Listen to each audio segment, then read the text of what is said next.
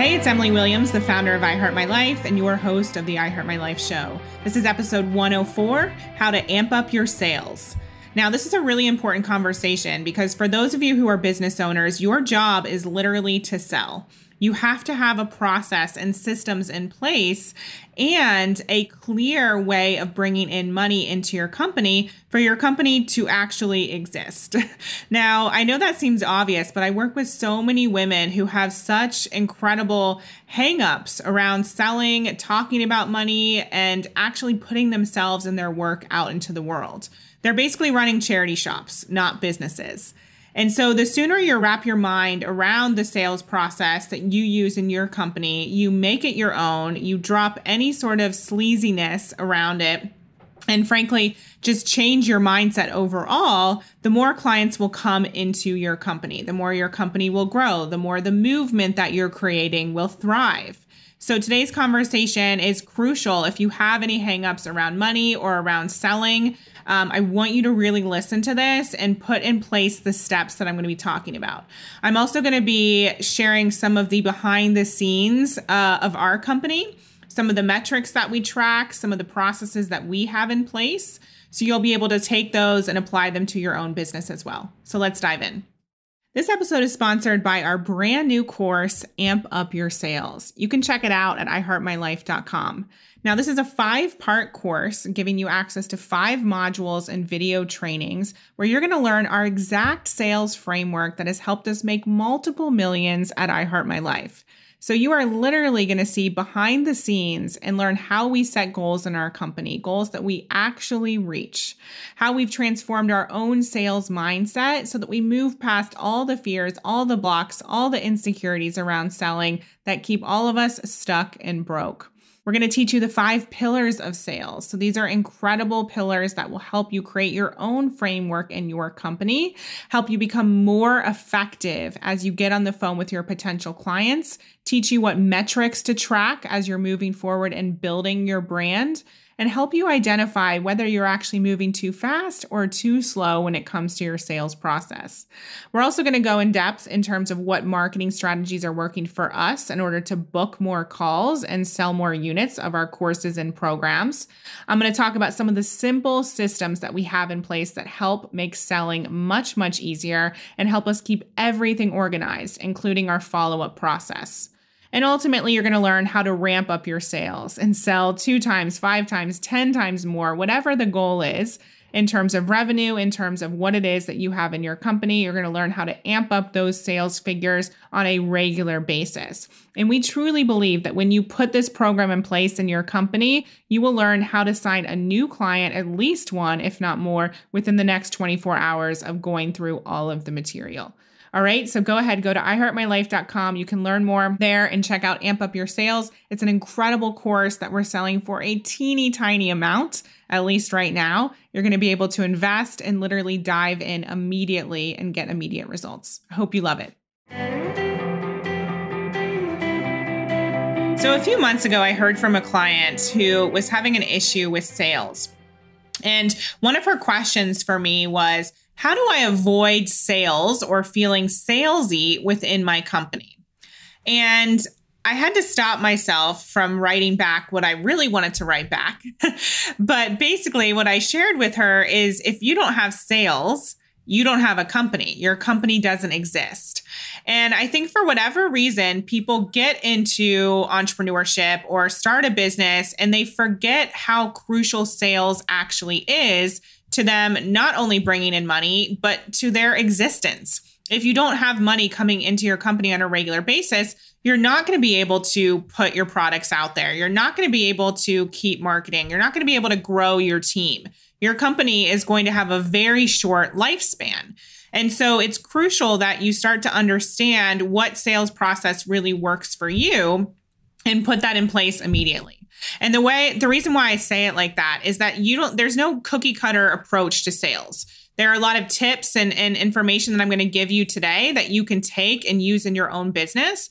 But ultimately, I hope you find some relief in knowing that you can make this process your own. It truly can be something that's tailored to you, the way you like to sell, to your messaging, to the type of clients who you work with. And again, I'm going to share what works for us, but I want you to take this and really, really tweak it so that it feels good to you and you feel like you could get on a call or you could send an email and actually be confident in your process. So the first thing I want to look at is your mindset. So what is your opinion of selling? One of my coaches told me that if you don't know how to sell, you're basically screwed in life. Now, that's a very dramatic and bold way of saying it, but I totally understand where he's coming from. Because the truth is life does throw us curveballs. There are challenges in businesses that come up every single day. And you as the business owner, if that's who you are, you need to know how to sell and be confident selling. Because when you've developed that skill set, you know that nothing could take you down. So at the time that I'm recording this, we're going through the COVID-19 pandemic, and people are freaking out. Obviously, we all know this. We've seen the news as much as we've tried to avoid it. And what has happened is people forget what they're capable of. They think that because the pandemic is happening, it's happening to them. And so they are unable to move forward. Their business has stopped growing. There aren't enough clients out there. And they forget that they are resourceful. And for those of us who have learned the skill set of selling, we know that not only are there an abundance of clients out there, we know that if we had to make 1,000 calls tomorrow, we would bring in money into our company. And trust me, I've had many moments where I haven't wanted to get on the phone with people. I've wanted to completely outsource my sales. And I did for a while.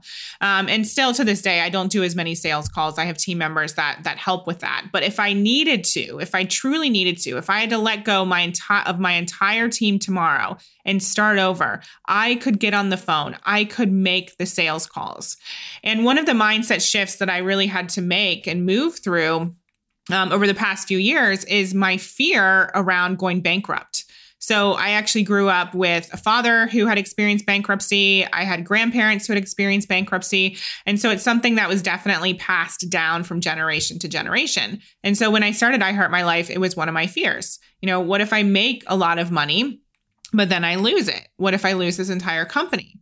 And what I finally realized was if I did lose everything, if that actually happened, I would know how to rebuild it. And I would actually rebuild it much faster than I built it in the first place, because I would have all these skill sets, all this knowledge. I would have colleagues who would help me. I would have people in my corner who I could turn to.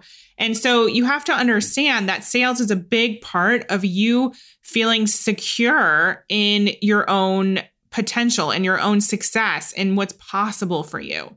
So when you have that skill set of sales, nothing can derail you because you know that you could easily sell yourself out of a bankruptcy or of a situation because you have developed the way in which you get people to give you money.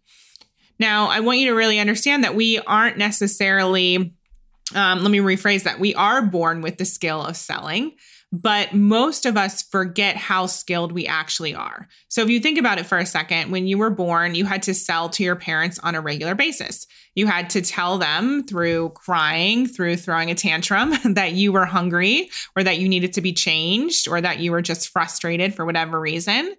And then at some point we grew up and started to believe that sales was evil, sales was wrong, we weren't good at selling, and that couldn't be further from the truth. So we all sell on a regular basis, even if it's not within a company. So you will sell your friends on an idea of going to your new favorite restaurant. You will sell people on a movie recommendation or something that you caught on Netflix recently. And sales is just you speaking about something that you believe in, right? Sales is just an expression of belief.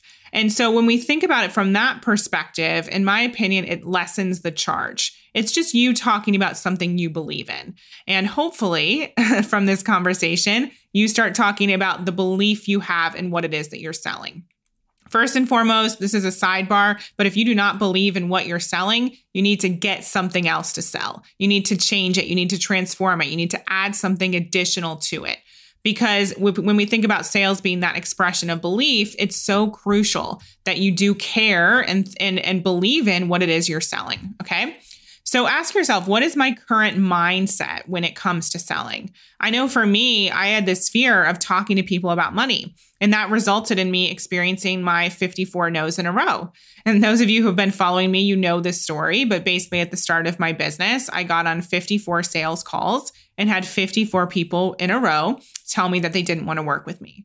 Now, this was because a few reasons. Number one, I was selling a program that I definitely believed in, but it wasn't results driven. It wasn't specific enough. And so some of the marketing was confusing. But I also didn't know how to help people move past their own money objections. And I see this all the time. I see people tiptoeing around the sale.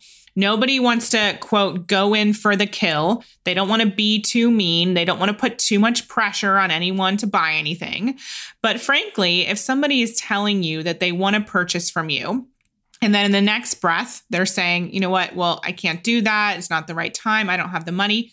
It's your duty to ask them more questions and to figure out what is actually going on beneath the surface here that's causing this person to delay. Because it's ultimately never about the money. It's never about time. It's about something else. It could be about them not feeling worthy of making this purchase. It could be them letting fear dictate and run the show. So your job is to have the mindset of, you know what, I'm going to help this person get to a yes or no. That is my goal. I'm not attached to whether they work with me or not. If they're not the right fit, so be it.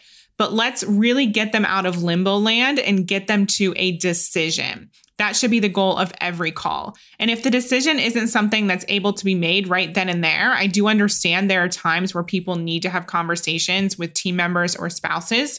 Then your job is to book a follow-up call as quickly as possible so that you keep the sales container super tight and you don't let them go off into their own world, into their fairyland where they're going to get in their head and allow that fear to stop them from moving forward. So that's one of the biggest mindset shifts that I had to make. I had to stop worrying about what people were going to think and start focusing on them getting results and taking action. And again, that means getting them to either a clear yes or a clear no. And ultimately, people will respect you and be so grateful that you did that because nobody wants to be in a place of confusion. We have to understand that. They don't want to be in limbo land. They don't want to be confused. They actually want you to help them get that clarity. So that's your job. The second thing I want to point out that will truly help you amp up your sales is getting people to actually book a call with you. So I would ask, do you want to get on a call? Can we get on a call together? It could even be, if you're a coach or consultant, maybe you give them a quick laser coaching session or something that shows them what it is that you offer so they get that experience with you. Because trust me, it is much easier to sell when someone is on the phone, when you are creating that personal connection. An email or even a text, it's very easy to dismiss that and not actually open it and not respond to it. But when someone is literally sitting directly across from you, across Zoom or on the other end of the phone, it's obviously a more personal connection. So the more you can get people to actually hop on a call with you, the better. And if you're not doing that, you have to ask yourself, what is coming up for me right now? Is it a fear around selling? Is it a fear around being told no, being denied, right? Is it a fear around experiencing someone not want to work with me? Because there are tons of fears on the other side that we also have to deal with, not only the client's fears, but our fears. So ask yourself, what is stopping me? And what would it look like for me to get on, 50 calls in the next 6 weeks? Because that's the thing. I was attracting tons of calls into my awareness, into our company. But what I ultimately realized was I didn't know how to handle those calls. So as you're listening to me talk here, ask yourself, what do I need to implement? What do I need to change? Okay, because this is an inspirational episode, but at the same time, you're going to be taking action. We're going to implement. We're not just listening for inspiration. We're listening for implementation. So for you, is this a mindset issue? Is there an issue around getting people on a call based on your marketing strategy? Do you not have a funnel in place that gets people to book a call and gets them to that place? Are you not even asking people to book a call, right? It could very well be that. I see so many people asking me, why is this not working? Then we realize, they're not inviting people to get on a call, or maybe the button doesn't work, and that leads me to my next point. What is your system? So how are people booking this call? Are you sending them to a clear booking page with an application? Does the button actually work? Do you have a video that they watch once they sign up? And again, you tailor this to what works for you and your clients. So for us, most people receive a book a call invitation after they've been through some sort of email sequence, or they've seen a Facebook ad, or they've been on one of our workshops or master classes. And so they're warmer. Maybe for you, though, people are cold traffic and they're seeing this booking link for the first time. Maybe you want to put them through a series of videos that entices them to show up and reminds them what it is they are going to learn when they book that call with you, what they're going to experience, how you're going to help them get that clarity. So really ask, what is that system to get them on the call? And then what is your system for the conversation? So every conversation should have some sort of process. And so for us, we do have a script that we share with our clients. But at the same time, I want you to develop your own script as well. So think about what works for your community. How do you like to open the call? I personally don't like small talk. I'm someone who loves to get on the phone and just hear straight away, what is it that someone's going to help me with? How are they going to help me? What does it look like? What's the price point? And then I'm what they call a quick start. And so I make fast decisions. So that's how I like to host my calls. And I like to be really direct. I like to get to the point. When someone goes into story, I bring them back to what it is they actually want, because I don't need to hear about the past. So that's the way I host my calls. James, my husband, who's a high performance coach, and he often does sales in our company, he's a bit more chatty. He's a bit more conversational. He's really great at relationship building. And so my point here is to think about your system, but also think about your methodology on these calls and what works for you and your personality as well as your clients. And you also want to recognize that it's not a one size fits all approach. There are some conversations that are more direct and to the point, just because the person on the other end of the phone or the other end of Zoom, they appreciate that directness and they also want to move quick. And so really be able to gauge your audience and that person who you're speaking to, and then craft the conversation appropriately. And I want you to really think, do you have multiple sections or segments to your coaching calls? What we recommend is that you open up by getting clear on why that person is there. What is it they're looking to achieve? What are the results that they want? Second part of it would be, what's stopping them from getting those results? Where do they actually need the help? And then you share what it is you can do to help them. And then it's a matter of yes or no, if that's the right fit. It's as simple as that. So really think about your own process, what's working. Make sure that you're recording all of your sales calls as well. Then you can go back and watch them. And for those of you who are running your business yourself, you can record your calls, and then you'll have material to share with future staff members who are able to help you on your sales calls. You'll be able to send them those recordings. They'll be able to watch them and, improve their own skills, see what it is that your clients are looking for, how to approach the conversation, and they'll learn a bit more about your sales methodology.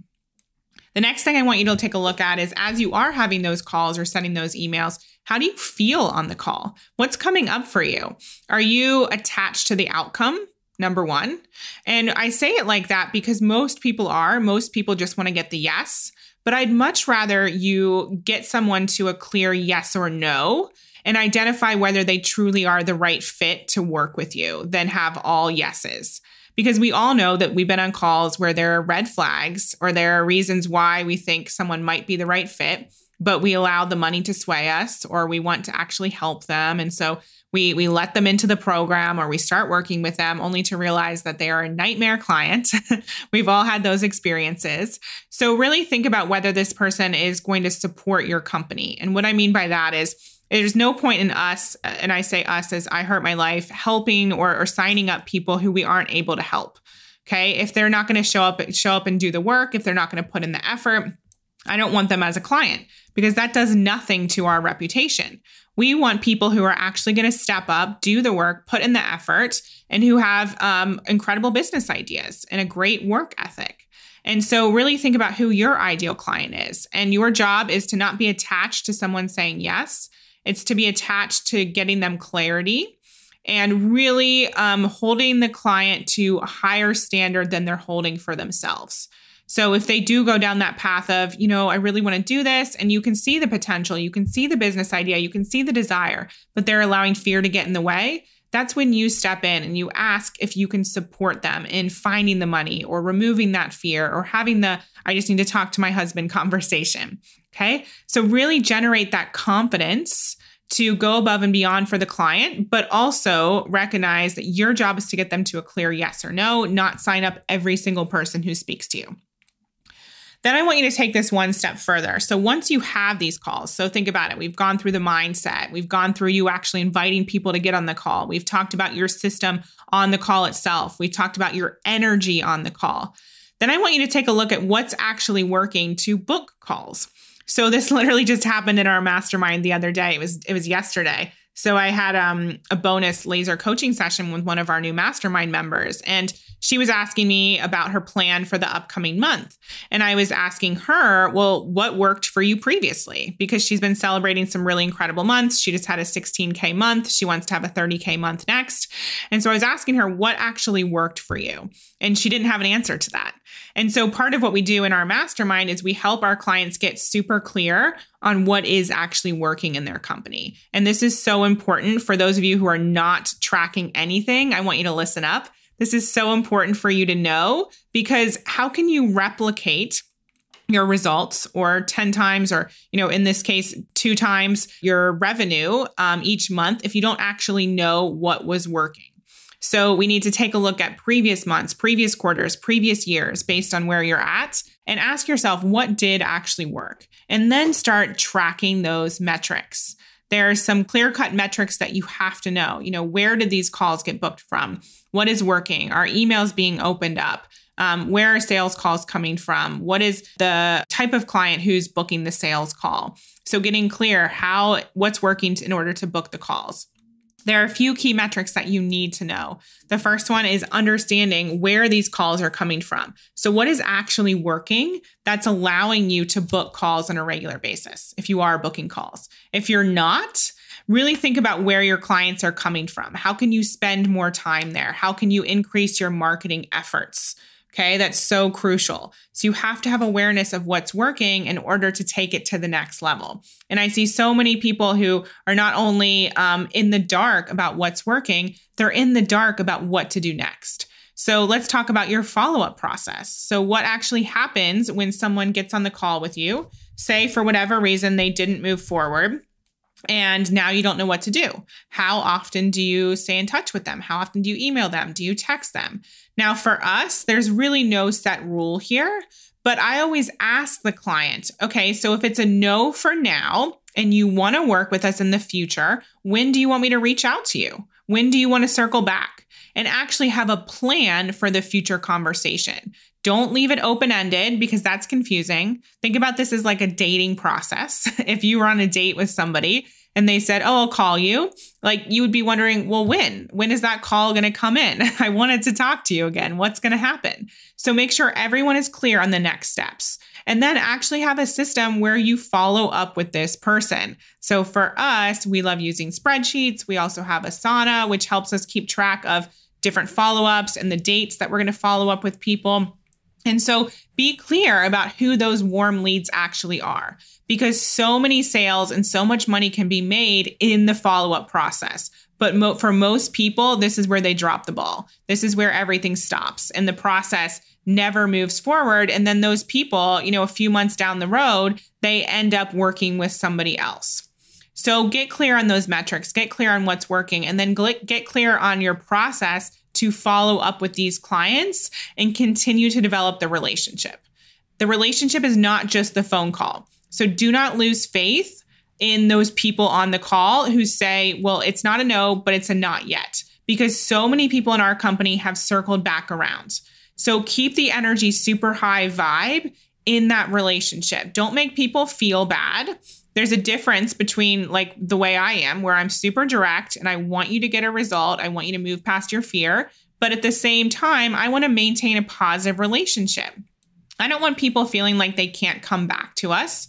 And James actually taught me this. He's really great at creating long-term relationships. So think about that and think about your own buying style. So for me, like I told you, I'm a quick start. If I know I want something, I get it. Now, there are other people who show up differently. One of my team members, Kayla, she was telling me about how it takes her months to decide to buy something, even something super small. She has to read every single sales page. She has to look at every single testimonial. She has to revisit it time and time again. And she still has moved forward in her career. She's doing great things, but she just has a different buying style. So ask yourself, how do I speak to and handle those types of clients in my company? How do I maintain those relationships so that when they are ready to purchase, I am front and center, I am there, they're seeing my marketing, they're seeing my emails, I followed up with them, and then they're ready to come to that yes. So there are people in our company who have admitted it's taken them 5 years to actually purchase something. Now, part of that is on us. We're always looking at how we can warm up our audience quicker. But again, some people just delay and some people get there faster. So your process has to be able to handle both types of people. So I hope that helps you. I hope that that's some insight into our sales process and gives you some food for thought. Like I said, I want you to not only be inspired, but also take action. So go back and listen to this again if you need to, and listen for not only that inspiration, but also for what you need to implement right now and what's going to change the game for you and your sales process. I hope you loved today's episode. Remember, go to iHeartMyLife.com and check out our brand new Amp Up Your Sales course. I know you're going to love it. Thank you for listening to the I Heart My Life show. For more inspiration, success tips, and ways to achieve your life and business goals, definitely follow me on Facebook and Instagram on I Heart My Life Now. See you next time.